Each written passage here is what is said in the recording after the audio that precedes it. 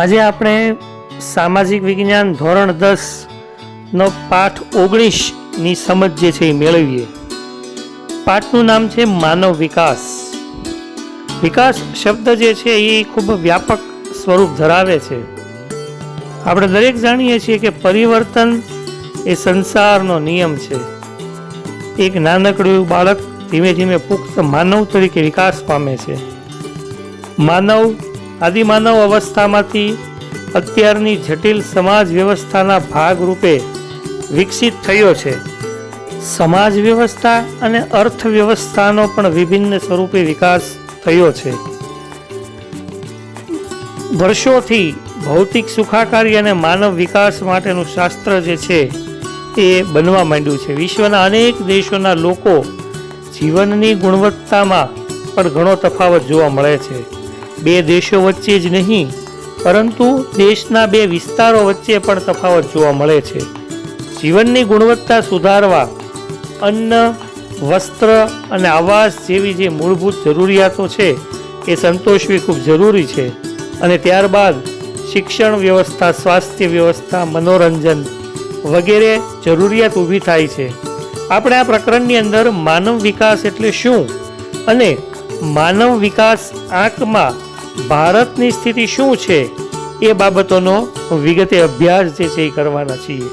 તો સૌ પ્રથમ આપણે માનવ વિકાસ એટલે શું તેની સમજ જે છે એ પ્રાપ્ત કરીએ. થોડાક મુદ્દા સ્વરૂપે આ એક શોર્ટ છે એ આપણે સમજીએ કે ભાઈ માનવીને પોતાના રસ, રુચિ, આવડત, બુદ્ધિ, ક્ષમતા અનુસાર સફળ અને સર્જનાત્મક જીવન જીવવામાં જે સહાયક બને એ માનવ વિકાસ છે. માનવ ક્ષમતાઓનું નિર્માણ થાય, સમાનતા પ્રાપ્ત થાય, વિવિધ ક્ષેત્રોમાં પસંદગીનો વ્યાપ વધે એ પણ માનવ વિકાસ છે. માનવી તંદુરસ્ત, આરોગ્યમય, સ્વસ્થ અને દીર્ઘાયુ જીવન જીવે. માહિતી અને શિક્ષણ દ્વારા જ્ઞાન પ્રાપ્ત કરે. આર્થિક ઉપાર્જનોની તકો પ્રાપ્ત થાય. ઊંચા જીવન ધોરણ માટે કુદરતી સંસાધનો સમાન રીતે ઉપલબ્ધ બને. ગુણવત્તાસભર જીવનશૈલી પ્રાપ્ત થાય. આ પણ માનવ વિકાસ જ છે. ગંદકીનો યોગ્ય નિકાલ થાય અને સ્વાસ્થ્ય સંબંધિત પરિસ્થિતિઓ જે છે એ સુધરે. વ્યક્તિગત અને સામાજિક સુરક્ષાઓ પ્રાપ્ત થાય. માનવ અધિકારોનો ઉપયોગ કરે એ પણ માનવ વિકાસ છે. આ તમામ તકોનો સર્જન અને વિસ્તરણ સાથે માનવ વિકાસ જે છે એનો સંબંધ છે. માત્ર આર્થિક બાબત જ નહીં પરંતુ માનવ જીવનની સુખ શાંતિ, આર્થિક, સામાજિક, રાજકીય અને સાંસ્કૃતિક પાસાઓનો સમાવેશ પણ આમાં થાય છે. વિકાસશીલ દેશોમાં નવીન સુધારા પ્રત્યે ઉદાસીનતા કે નીચી આકાંક્ષા, નિરક્ષરતા, સાહસ વૃત્તિનો અભાવ, વહેમ, અંધશ્રદ્ધા, જૂની પુરાણી રૂઢિઓ રિવાજો ઉપરાંત ભૌતિક અને કુદરતી સંસાધનો અપૂરતા ઉપયોગ વગેરેને લીધે આર્થિક વિકાસ અને અંતે સામાજિક વિકાસ સાધી શકાયો નથી. આમ માનવ વિકાસ જે છે એનો અર્થ પણ ઘણો બધો વ્યાપક છે.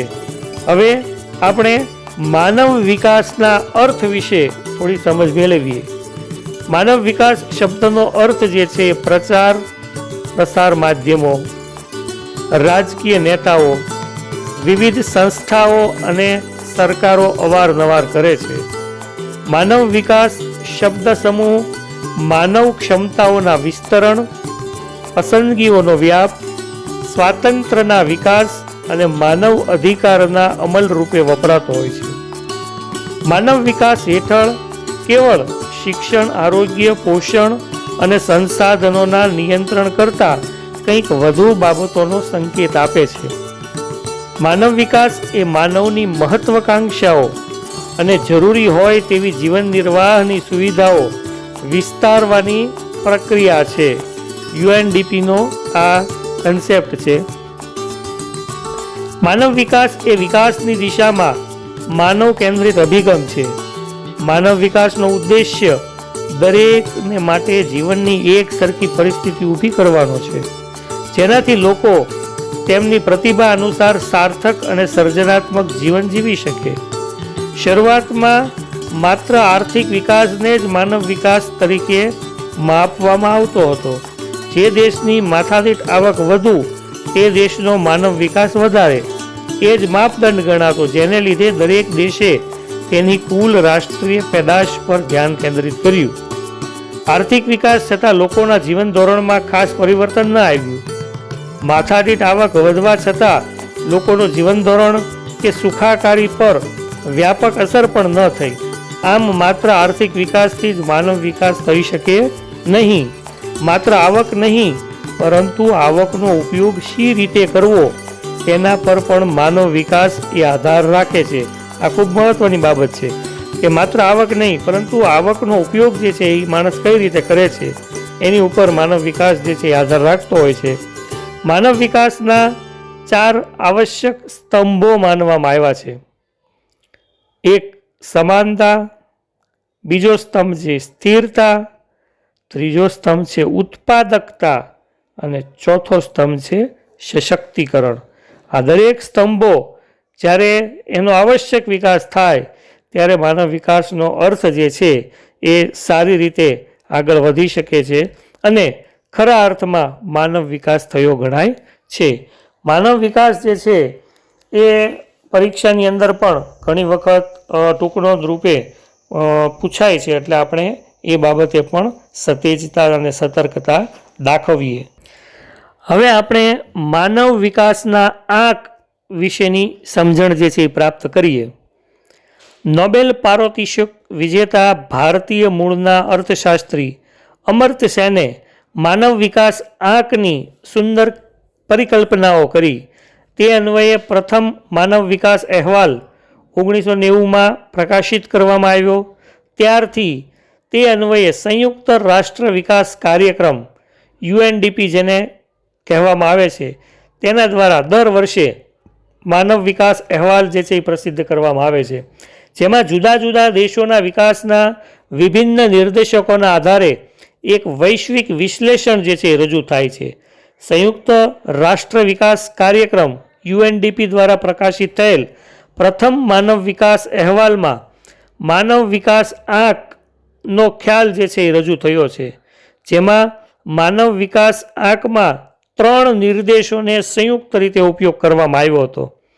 પહેલો છે સરેરાશ આયુષ્ય, બીજો છે શિક્ષણ સંપાદન એટલે કે જ્ઞાન, અને ત્રીજો છે જીવન ધોરણ એટલે કે માથાદીઠ આવક.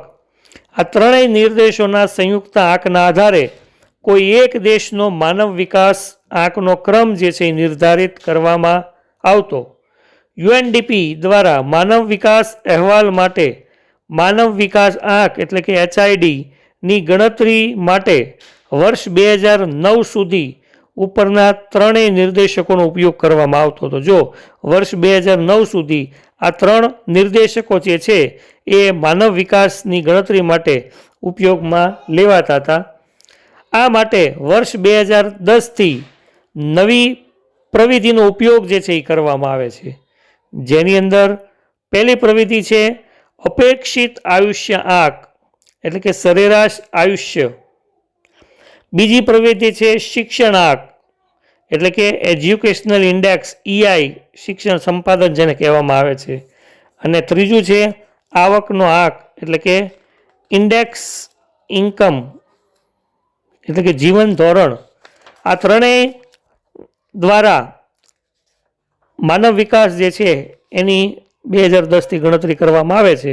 અપેક્ષિત આયુષ્ય આંક જે છે એ આરોગ્ય અને દીર્ઘાયુના માપન માટે બાળકના જન્મ સમયે કેટલા વર્ષનું આયુષ્ય ભોગવી શકશે તેવી અપેક્ષાને અપેક્ષિત આયુષ્ય તરીકે ઓળખવામાં આવે છે.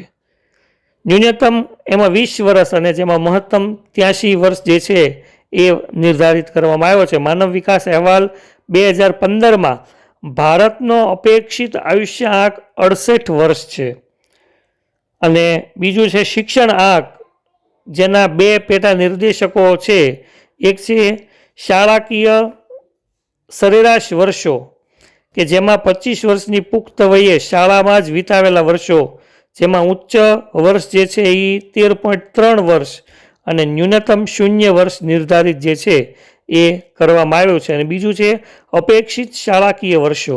5 વર્ષનું બાળક પોતાના જીવનમાં કેટલા વર્ષો શાળામાં વિતાવશે તે વર્ષોની ગણતરી જે છે એની અંદર રજૂ થયેલી છે. એમાં ઉચ્ચતમ 18 વર્ષ અને ન્યૂનતમ 0 વર્ષ જે છે એ નક્કી કરવામાં આવ્યો છે. જેમાં ભારતનો અપેક્ષિત શાળાકીય વર્ષ આંક જે છે એ 11.7 વર્ષ છે. ત્રીજો પ્રવિધિ છે એ આવક આંક એટલે કે ઇન્કમ ઇન્ડેક્સ 2 જીવન ધોરણની આપણે વાત કરીએ તો જીવન નિર્વાહના માપન માટે માથાદીઠ કુલ ઘરેલું આવક જે છે એને રાષ્ટ્રીય આવક સાથે પ્રસ્થાપિત કરવામાં આવે છે.